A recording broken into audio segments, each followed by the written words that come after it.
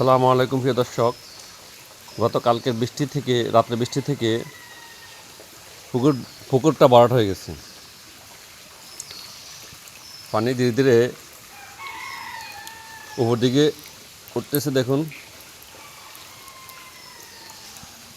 পুকুরের পাশে বাগানটা পানিতে সয়লাব।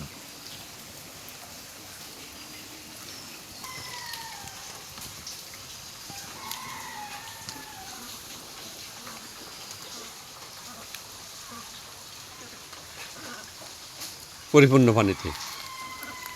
এবার বৃষ্টি হলে উঠানে পানি উঠবে।